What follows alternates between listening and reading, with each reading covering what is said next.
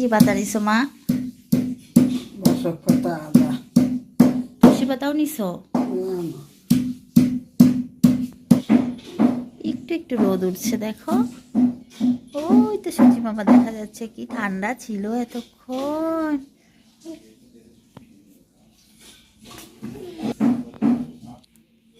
অল্প দিব তো? অল্প অল্প।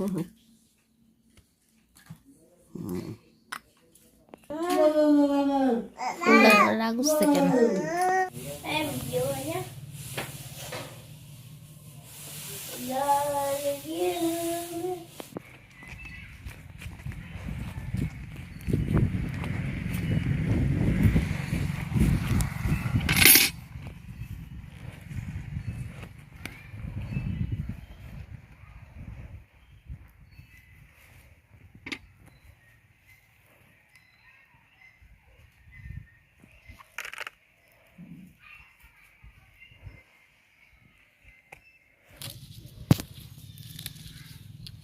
তোমরাও আসছো? Good morning my dear friends, welcome back to my family. আশা করি সবাই ভালো আছে, সুস্থ আছে বন্ধুরা। আমরাও ভালো আছি। সকাল থেকে না আজকে খুব তোড়জোড় চলছে। এতদিন বাদে জামাই এসছে বাড়িতে, একমাত্র জামাই। সেই 6 মাস 8 মাস পর পর আসে। তো সকালে শুরু করেছিলাম মায়ের ওষুধ তৈরি দিয়ে। সর্দি কাশি হয়েছে সোনা বাবার, তাই ওকে বাসক পাতা, আদা এগুলো রস করে দিয়েছিল মধু দিয়ে। তারপর আর ভিডিওটা আমার দ্বারা করা সম্ভব হয়নি, আয়ুষ উঠে পড়েছিল। তো আয়ুষের কাজকর্মগুলো সেরে বন্ধুরা ও জামা কাপড়গুলো কেচে দিলাম। আর ও গরম জল বসিয়ে রেখেছি। গরম জলে মা অনেক কিছু দিয়েছে, নিম পাতা, মেথি, আরও কী কী যেন দিয়েছে। তো এগুলো দিয়ে ওকে আজকে 12টার আগেই স্নান করানোর চেষ্টা করব। তো সবাই ব্যস্ততার মধ্যে রয়েছি বন্ধুরা। মা চানু করবে আজকে। তো কী কী বাজার হয়েছে, কী কী রান্না হবে, এগুলো অবশ্যই তোমাদের সঙ্গে শেয়ার করব। আজকের ব্লগটা একদমই অন্যরকম হতে চলেছে, তোমরা বুঝতেই পেরেছো, তাই সবাই সঙ্গে থেকো। বৌদি মাংস পরিষ্কার করছে। আর কি আছে নিচে? মাছ, কাতলা মাছ না? আমি তেমন কিছু করতে পারছি না বন্ধুরা, বৌদিকে প্রচুর কাজ করতে হচ্ছে। আয়ুষের শরীর ভালো থাকলে তবু ওকে রেখে অনেক কিছুই করতে পারি। এবার আর কিচ্ছু করার সামর্থ্য হয়নি। মেথিগুলো একদম সেদ্ধ হয়ে আছে।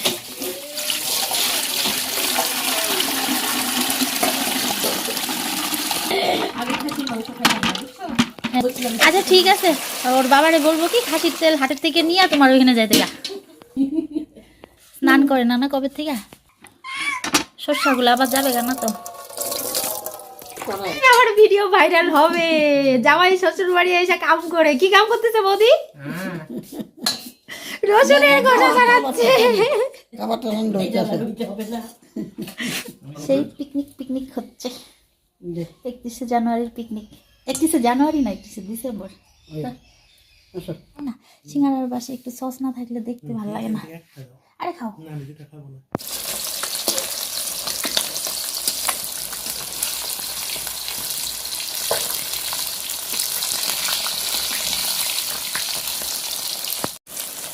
বৌদি মাছ ভাজা হয়ে গেছে, নিয়ে যাও।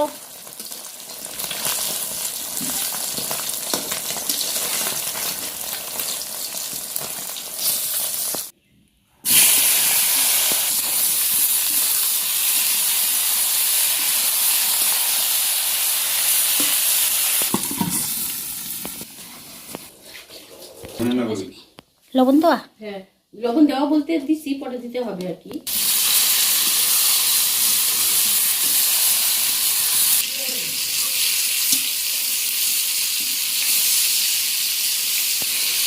বেগুন পোড়া খাবি নাকি? বেগুন একদম গলে গেছে।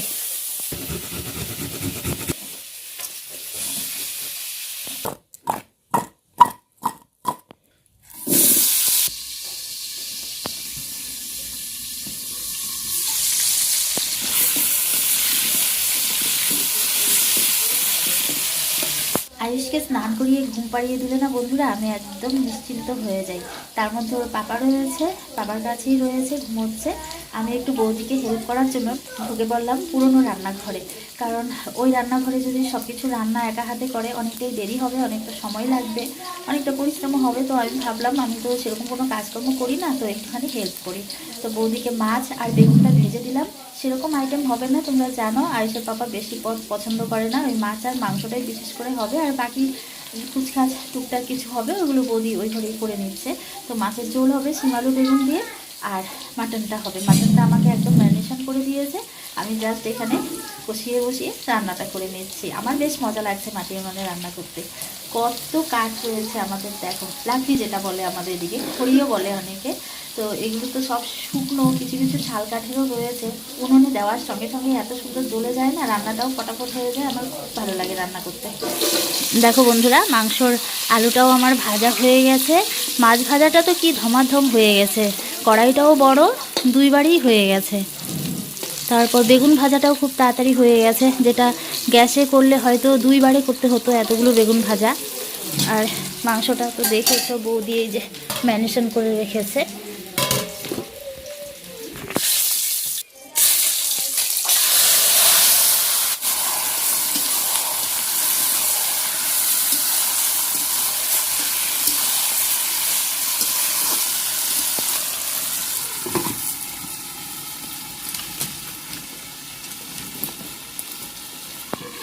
আয়ুষ উঠে পড়েছিল বন্ধুরা, ওর কাছে একটু গেছিলাম। তো মাংসটা না পিকনিক স্টাইলে রান্না হচ্ছে, প্রচুর জল উঠেছিল, কিছুই দেখতে পারছো না, একদম হাফ কড়াই হয়ে গেছিলো, মনে হচ্ছিল যেন আমি ঝোল দিয়ে দিয়েছি। পিকনিক স্টাইল এই জন্যই বললাম বন্ধুরা, এতে কোনো বাটা মশলা দেওয়া হয়নি, বৌদিরও হাতের প্রবলেম, আমারও সময় হয়নি মশলা বাটার। তো রসুন দেখতে পারছো গোটা গোটা ভেসে আছে, আর কিছু থেতো করে দেওয়া হয়েছে, পেঁয়াজ কুচিয়ে দেওয়া হয়েছে, আদাটা গ্রেট করে দেওয়া হয়েছে, আর ধনে জিরে ওগুলোর গুঁড়ো দেওয়া হয়েছে, শুকনো লঙ্কার গুঁড়ো দেওয়া হয়নি যেহেতু বাচ্চারা খাবে, পরে লঙ্কাটা একটু অন্য প্রসেসে দেওয়া হবে। আর ফোড়নে দেওয়া হয়েছে 2টো শুকনো লঙ্কা আর গোটা গরম মশলা। জানি না, সাহস করে রান্না করছি, কেমন হবে খেতে। আমাকে দেওয়া যাও তাহলে বৌদি একটা বেগুন, আমি এখন সরতে পারবো না এখান থেকে, তাহলে পুড়ে যাবে। মাটনটা বন্ধুরা পুরো তেল ছেড়ে দিয়েছে, কষানো হয়ে গেছে, এবার আমি ভাজা আলুটা দিয়ে দিচ্ছি, একটু নাড়াচাড়া করে ঝোল দিয়ে দেবো।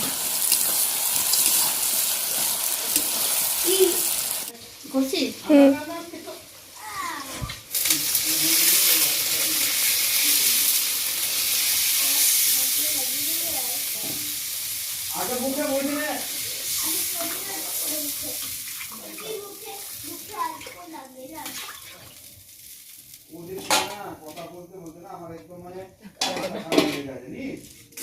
এটা তো শিল দিয়ে খেতে করলে আরো ভালো হতো না, মিশে যেত। ঝাল হয় এভাবে? ঝাল না, ওরিন তো বেশি খায় না, ওই জন্য আমি লঙ্কা বেশি দিই নেই। তো দিব আরো? তুমি তাহলে পিকুরটা রাইখা দিও, আমি হচ্ছে সোনা বাবার খাবারটা বসাই। এটা পিকুর তেল অতিরিক্ত দিইনি তো, আন্দাজ পাইনি, দুজনে দেওয়া হচ্ছে না, তুমিও বেশি দিচ্ছ, মানে আমিও দিচ্ছি। ঠিকই আছে, এটা আমি মশলা একটু করে মশলা দিছি যে উপরে, এটা কালো কালো। ওই বেগুনটা হয়েছে না, এটা উঠাই ফেলবো। এমন আগুন দেখলেই বেগুন করতে ইচ্ছা করে। আমার বাড়িতে তো বন্ধুরা তোমরা জানোই কোনো হেল্পিং হ্যান্ডস নেই, নিজেদেরই সংসার সমস্ত কাজ সারতে হয়। তাই আমরা যেহেতু এখন মেম্বার বেশি, ভাই দেখো কাগজের প্লেট নিয়ে এসছে, কিন্তু আজকে দুর্ভাগ্য আজকের দিনেই না কাগজের প্লেটগুলো শেষ হয়ে গেছে। আর আমার এখন ভয়েস ওভার করতে হচ্ছে, কারণ আজকে তো 31 ডিসেম্বর, চারদিকে বন্ধুরা পিকনিকের এত মাইক বাজছে, যদিও তুলনামূলকভাবে আগের থেকে অনেকটাই কম, ছোটোবেলায় আরও বেশি বাজত। আর আয়ুষ দেখো সারাদিনে মামির কোলে উঠে এখন না কিছুতেই আর নামতে চাইছে না, দিনের বেলা তো কাজে কর্মের জন্য অতটা বৌদি নেওয়ার সুযোগ পাইনি, তো মা খেয়ে নিয়েছে, সবারই খাওয়া হয়ে গেছে, এখন আমি আর বৌদি খাবো। মাংসের তরকারিটা তোমাদের আর লাস্ট দেখানো হয়নি, ওটা না আমি উনুনে বসিয়ে রেখেছিলাম জ্বলন্ত কয়লার উপরই, ঢিমি ঢিমি আছে, জাল হচ্ছিল, খেতে বন্ধুরা দুর্দান্ত হয়েছে, জাস্ট মানে নিজে রান্না করেছি বলে বলছি না, মাছের তরকারিটাও দুর্দান্ত হয়েছে, খুব কম তেল মশলা দিয়েই বৌদি করেছে। এ বাড়িতে তো জানোই তেল মশলাটা খুব একটা বেশি হয় না, কিন্তু আয়েশের পাপার মতো মানুষ বারবার প্রশংসা করেছে। তো এবার দেখো আমার আর বৌদির থালাতেই খেতে হচ্ছে, যেহেতু কাগজের প্লেটগুলো শেষ হয়ে গেছে।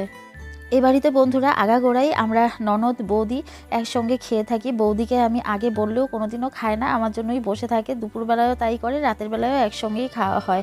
এটার মজাই আলাদা। সবসময় তো পাই না, কর্মসূত্রে যেহেতু দাদা বাইরে থাকতো তাই আগেও খুবই কম পেতাম। আর এখন তো কখনো কখনো যদি একসঙ্গে আসি তাহলেই একসঙ্গে খেতে পারি, তা না হলে তো সেই কবে দেখা হবে দিন গুনতে হয়।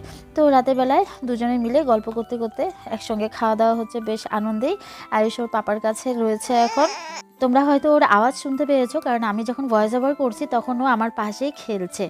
তো বন্ধুরা খেয়ে দিয়ে এসে বিছানায় উঠলাম। আর আমার গ্রামের বাড়ির এই গ্রামীণ ব্লগটা যদি তোমাদের একটু ভালো লেগে থাকে তাহলে নতুন ব্লগ পাওয়ার জন্য প্লিজ তোমরা আমার পাশে থেকো, আমার চ্যানেলটাকে সাবস্ক্রাইব করে আমার এগিয়ে নিয়ে যেও। তো আবার নেক্সট ভিডিওতে দেখা হচ্ছে। সবাই ভালো থেকো, সুস্থ থেকো। নতুন বছর 2025-এ তোমাদের সবার জীবনের সব স্বপ্ন সফল হোক। Tata, bye bye, good night.